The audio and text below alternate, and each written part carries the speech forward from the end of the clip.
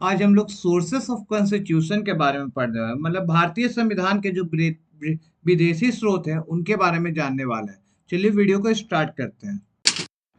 सबसे पहले हम लोग इंट्रोडक्शन मतलब परिचय के बारे में जानने वाले हैं। जैसा कि आप लोग स्क्रीन पे दिख रहा है आपको कि आपके बारे में बताया गया है, उसके बाद आपको एक फ्लो चार्ट दिया जाएगा जो कि आप प्रकार से रहेगा। चलिए हम लोग देखते हैं। तो सबसे पहले the Indian constitution is a remarkable document that lay the foundation for the governance and the legal framework of India. मतलब बोला क्या जा रहा है कि भारतीय संविधान जो एक उल्लेखनीय दस्तावेज है जो कि भारत के शासन और कानून ढांचे की नींव रखता है। मतलब भारतीय संविधान जो है हम लोग का जो कानून व्यवस्था होता है उसका नींव रखने का काम करता है। ये आप विभिन्न स्रोत जाहिर सी बात है नींव रख रहा है, तो मेरा ये केवल एक इंसान से तो मिलकर नहीं बना, इसके लिए एक सभा का निर्माण किया गया था और वो सभा जो है पूरे विश्व के अलग अलग देशों के संविधान को खंगोरने के बाद जो भारत का संविधान बना है। यह विभिन्न स्रोतों से प्रेरणा लेता है जो देश के आकार को देने वाले विधि, सांस्कृतिक, ऐतिहासिक और राजनीतिक प्रभाव को दर्शाता है। चलिए अब हम लोग जानते हैं कहाँ कहाँ है। तो चलिए देखिए, पहला भारतीय संविधान है। भारतीय संविधान देखिए इन मेनली इन 5-6 जगह से लिया है, जिसमें सबसे मुख्य स्रोत जो है गवर्नमेंट ऑफ इंडिया एक्ट 1935 है। मतलब भारतीय संविधान अधिनियम है जो कि 1935 में। दूसरा मुख्य स्रोत है ब्रिटिश कॉन्स्टिट्यूशन, जिसको हम लोग बोलते हैं ब्रिटेन बोलते हैं। तीसरा आपका आता है अमेरिकन कॉन्स्टिट्यूशन। चौथा हो गया आपका क्या, चौथा है आप लोग का फ्रेंच कॉन्स्टिट्यूशन। पांचवा है मेरा आयरिश कॉन्स्टिट्यूशन और छठा मेरा हो गया बाकी सारा अदर सोर्सेज, जिसमें कल्चरल इन्फ्लुएंस आ गया, पॉलिटिकल इन्फ्लुएंस आ गया।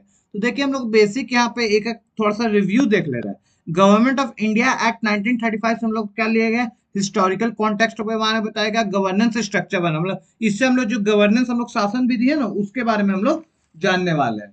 दूसरा है आप लोग का क्या, अमेरिकन संविधान। इससे हम लोग का बेसिकली दो चीज को लिया गया है जो कि सबसे मुख्य है। एक हो गया फंडामेंटल राइट जो कि हम लोग को मौलिक अधिकार हो गया, और दूसरा हो गया मेरा जुडिशियल रिव्यू, ये याद रखेंगे हम लोग। तीसरा हो गया मेरा ब्रिटिश कॉन्स्टिट्यूशन। इससे पार्लियामेंट मतलब जितना भी हम लोग संसद का चीज है ना सारा हम लोग क्या लिए हैं, इसी से लिए हैं। याद रखिएगा, अगर आपसे पूछ ले कि संसद वाला जितना भी चीज है सारा हम लोग का इसी से लिया हुआ है।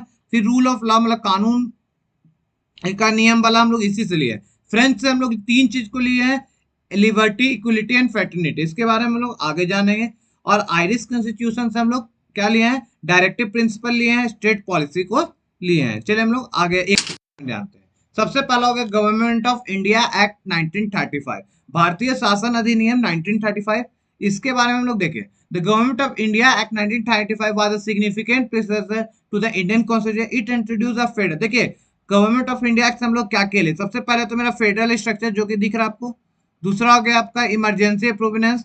तीसरा हो गया आपका पब्लिक सर्विस कमीशन। चौथा हो गया मेरा ऑफिस ऑफ द गवर्नर, मतलब गवर्नर का जितना भी ऑफिस हो गया उसके बारे में।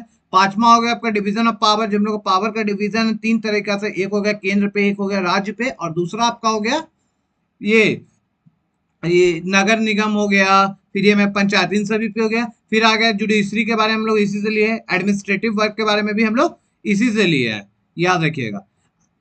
चलिए अब हम लोग इसका फ्लो चार्ट देखते हैं। फ्लो चार्ट बेसिकली हम लोग जानते हैं। तो सबसे पहले गवर्नमेंट ऑफ इंडिया से क्या क्या लिया गया है।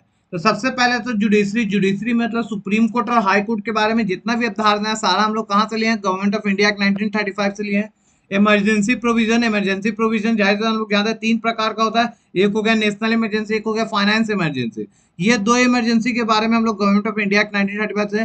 फिर आ गया पीएससी का मतलब पब्लिक सर्विस कमीशन, जिसमें से आ गया मेरा यूपीएससी हो गया, स्टेट पीसीएस हो गया। इसके बारे में हम लोग कहाँ से लिए हैं, इसी से लिए हैं, याद रखेंगे, ये आपका इंपॉर्टेंट चीज हो गया। पांचवा आ गया मेरा division of power. Division of power कहने का मतलब हो गया लेजिस्लेटिव पावर हो गया, एक हो गया मेरा एग्जीक्यूटिव पावर हो गया। इसके बारे में हम लोग किससे लिए हैं, इसी से लिए हैं, याद रखिएगा, ये आपको इंपॉर्टेंट हो गया। चौथा आ गया मेरा फेडरल स्ट्रक्चर। फेडरल स्ट्रक्चर कहने का मतलब जो होता है हम लोग अपना शक्ति का विभाजन किया, मतलब हम लोग का बेसिकली जो भारत सरकार है दो या तीन भाग में डिवाइड हो गया है। एक हो गया सेंट्रल मतलब केंद्र के पास कुछ शक्तियां होंगी, और एक हो गया इस राज्य, कुछ राज्य के पास शक्तियां, बाकी कुछ शक्तियां जो हो गया मेरा लोकल गवर्नमेंट के पास होगा, जिसमें से मेरा दो आते हैं, एक नगर निगम हो गया और एक हो गया मेरा पंचायत। अब आता फिर ऑफिस ऑफ गवर्नर मतलब राज्यपाल। राज्यपाल के बारे में भी हम लोग गवर्नमेंट ऑफ इंडिया 19 इसमें बताया गया कि उसकी अपॉइंटमेंट कैसा होगा और उसका रिस्पॉन्सिबिलिटी क्या होगा। ये आपका इंपॉर्टेंट है, इसके लिए याद रखेंगे क्या बताया गया, इंपॉर्टेंट और रिस्पॉन्सिबिलिटी को बताया गया। फिर आता है मेरा एडमिनिस्ट्रेटिव डिटेल। एडमिनिस्ट्रेटिव डिटेल कहने का मतलब क्या हो गया, सिविल सर्विस हो गया, फाइनेंशियल मैनेजमेंट हो गया, ये सारा हम लोग को एडमिनिस्ट्रेटिव डिटेल्स इसी से मिलता है। चलिए अब हम लोग नेक्स्ट पढ़ते देखते हैं नेक्स्ट टॉपिक में ब्रिटिश कॉन्स्टिट्यूशन। ब्रिटिश कॉन्स्टिट्यूशन भी एक one of the best constitution में से लिया गया है, जो याद रखिए इसका मेन चीज लिया गया, जिसमें से कौन सा संसदीय लोकतंत्र, जो कि हिंदी में है आपका, याद रखिए संसदीय लोकतंत्र हम लोग इसी से लिए हैं। दूसरा आपका आ गया कानून का शासन, मतलब रूल ऑफ लॉ हो गया, याद रखिएगा। फिर आ गया विधीय प्रक्रिया, जितना भी प्रकार का विधि प्रक्रिया होता है लीगल, सारा मेरा इसी में आ गया। फिर एकल नागरिकता, जो कि आपका मोस्ट इंपॉर्टेंट है, सिंगल सिटीजन वाला पूछता है आप लोग से एग्जाम में कि सिंगल सिटीजनशिप हम लोग कहाँ से किस संविधान से है, तो याद है ब्रिटिश संविधान से लिया गया। फिर आ गया कैबिनेट प्रणाली, जितना भी मेरा कैबिनेट का प्रणाली होगा सारा इसी से लिया गया।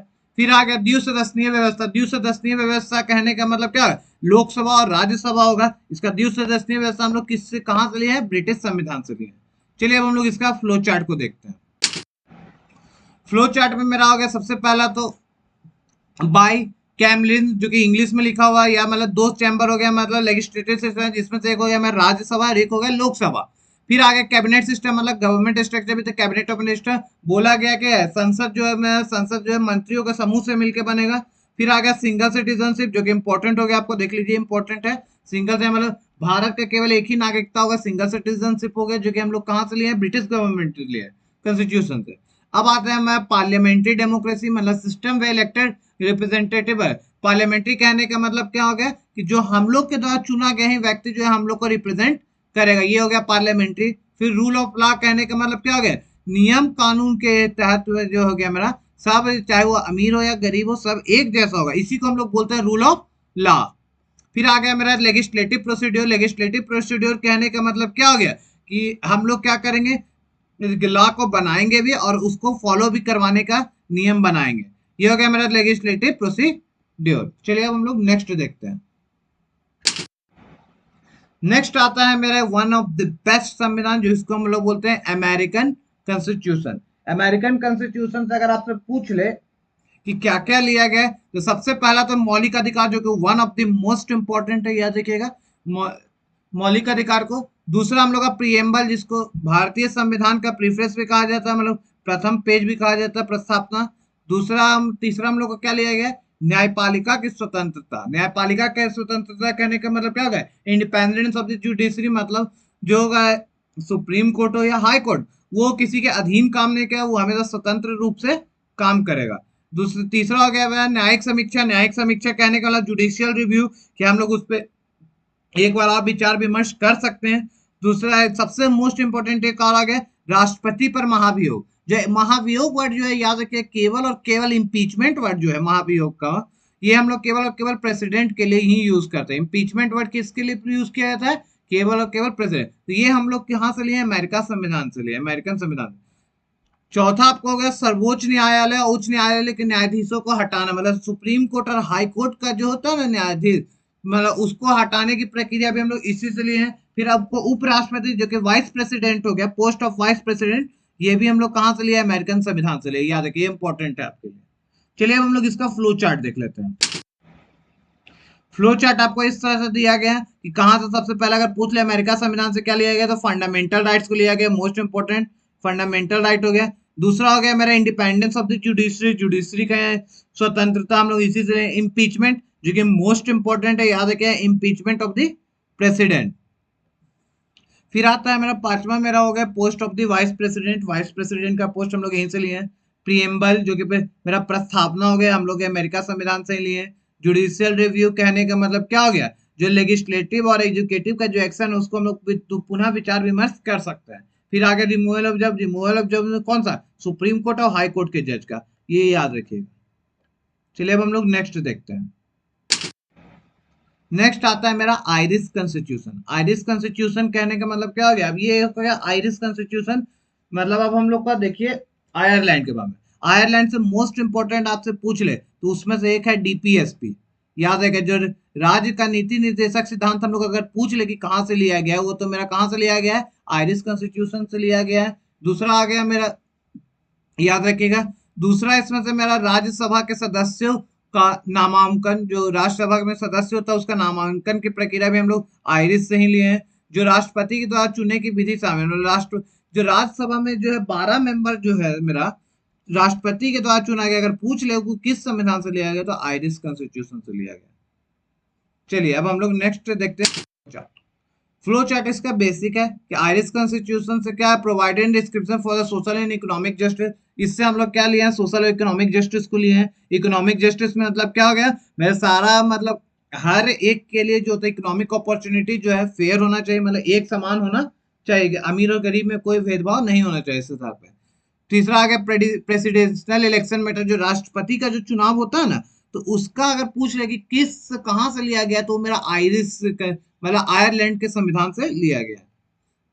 अब आता है राज्यसभा में नॉमिनेशन। राज्यसभा में नॉमिनेशन कहने का मतलब जो राष्ट्रपति 12 मेंबर, कितना मेंबर को चुनता है, तो याद है कि अगर कोई पूछ ले आपसे कि राष्ट्रपति जो है मेरा राज्यसभा में कितना मेंबर को चुनता है, तो ये लिख लीजिएगा 12 मेंबर को चुनता है। चलिए नेक्स्ट हम लोग देखते हैं।